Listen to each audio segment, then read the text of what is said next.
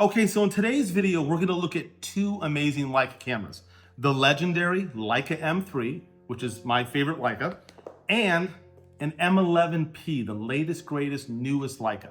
A friend was nice enough to let me borrow this so I could do a side-by-side video. So in this video, we're gonna look at three main things, three main goals. One goal is to look at how the film versus digital look.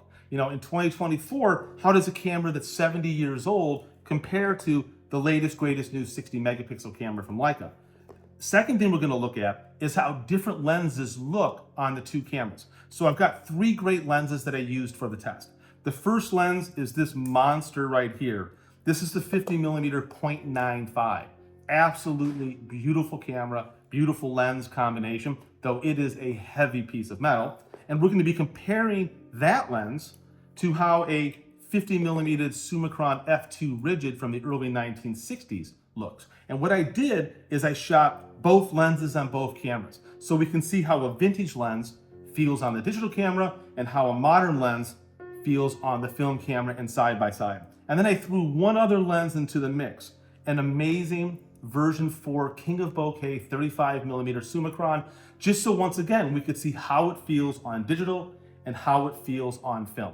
And the third thing that we're going to talk about is which system really makes the most sense in terms of longevity and shooting. And a lot of this is going to boil down to your particular shooting style.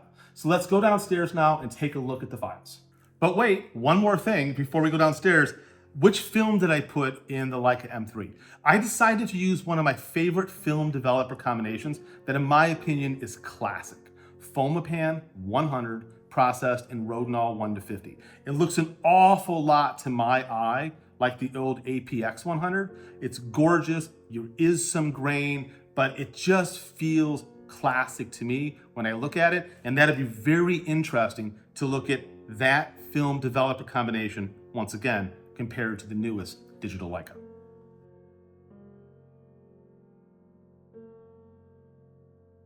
All right, so the first image we're looking at here is a portrait of my amazing wife, Eve. This was with the 50mm 0.95 Noctilux at 0.95 and an ISO of 64. And I'm focused on her glasses, and as we zoom into them, you can see they are amazingly sharp. The amount of micro detail is incredible. I mean, every single eyebrow lash, everything is just there. I do think that the skin doesn't have the life that I like to see. It's a little too smooth, a little too plasticky feeling. Some of that's the CMOS sensor. Some of that's also the fact that this is a 60 megapixel, digital camera. And so is it really 35mm when it's that high of resolution as a digital capture? That's something that only you can judge. But I think it looks really beautiful. But let's now take a look at the film version. So here's the 50mm 0.95 with the Fomapan 100 processed in Rodinal. And I think it's absolutely gorgeous, and it is a completely different feeling than the digital file. I'll do a side-by-side in just a second, but I love it. I love the gray tonality. I like the little bit of grain on the skin. I think it gives skin dimension. I could have chose a finer grain film. I could have chose a Cross. I could have chose T-Max 100, some C41 film that would have given me, really smooth pebbly grain. But this to me is classic Leica. It has a glow and a look to it that I just really, really love. But now let's look at the two files side by side. Okay, now we have the two side by side. On the left, you have the M11P, and on the right, you have the Fomapan 100 and the M3.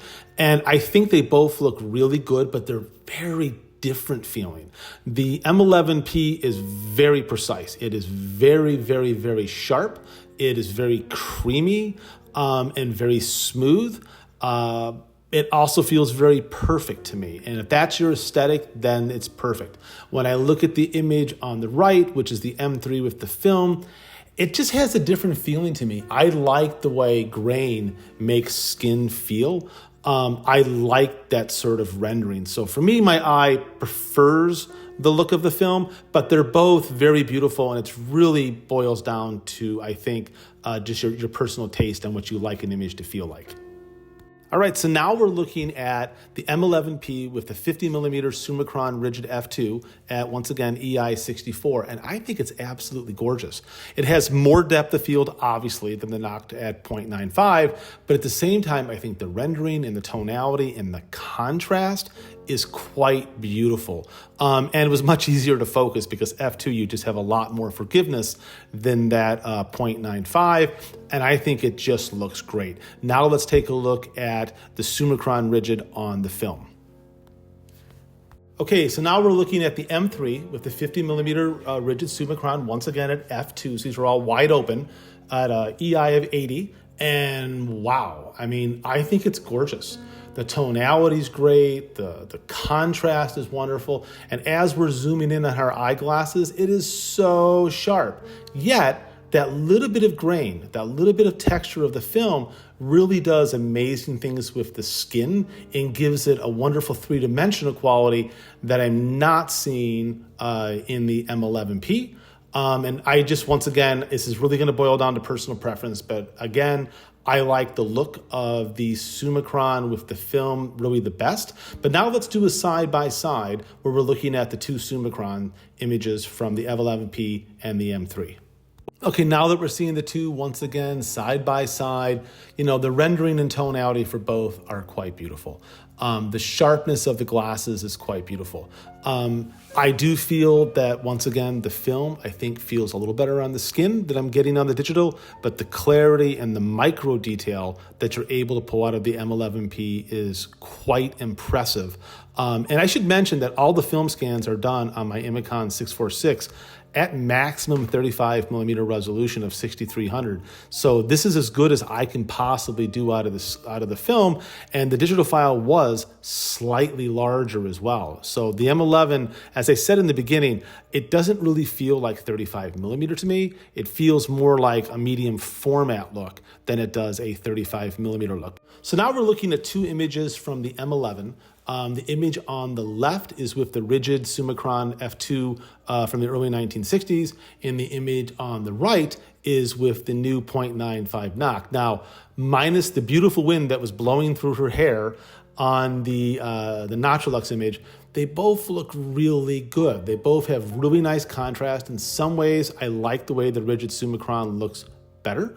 I like a little bit more depth of field in my portraits, and I think they both have a really nice, sharp, clean image. But one place where the two images really do differ is in the price. As I mentioned, the rigid Summicron, you can pick something like that up for usually under $1,000 in great shape, whereas the Noctilux is a little over $13,000, so you're talking like a $12,000 difference. And unless you absolutely need that 0.95, this is one place where using a vintage lens on a modern digital Leica camera makes a whole lot of sense.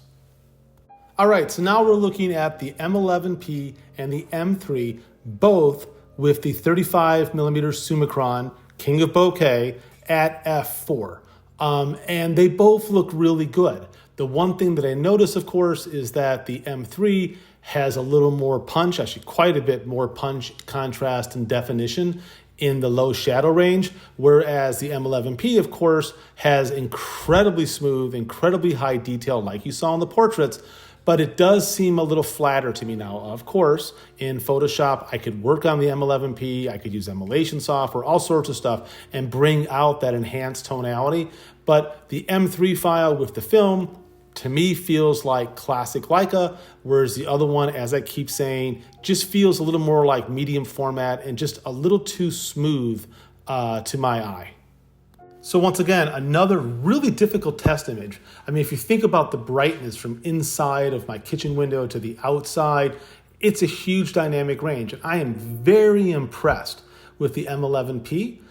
If you take a look at the two images side by side, these both are shot with the 50 millimeter Noct at f.95, and they're both really good. The M3 is a whisker sharper, and that's because it has a higher magnification viewfinder than the M11P, and I was able to focus more precisely on the side of that flower vase, but it's ever so subtle of a difference.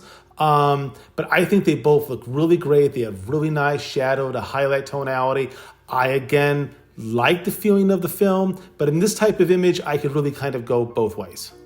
So one final set of images here, M11, M3, both with the 50 knock at 0.95. I think they both look really great. The M11P, once again, has a little bit more clarity, a little bit more tonality, a little smoother overall though. Whereas the M3 has a really great, what I consider classic Leica look and feel. And at this point, it really boils down to your personal preference. Okay, so part 3. One thing that I want to mention right off the bat is that I did not run the M11P through any kind of enhancement software, film emulation software. You know, it is possible, of course, to take this camera and make it look like, or kind of look like, traditional films, but I really wanted it to be a more accurate, side by side. So in my opinion, the biggest problem that I have with the newest Leicas is the cost. The M11 architecture, the layout, the design is quite beautiful. The sensor's quite good, but the body alone costs over $9,000. When my great uncle bought this camera back in '56, it was just under $300. Adjusted for inflation, that's about $3,000 today. So this camera costs 3 times more than this camera did, and I don't think this is 3 times more of a camera.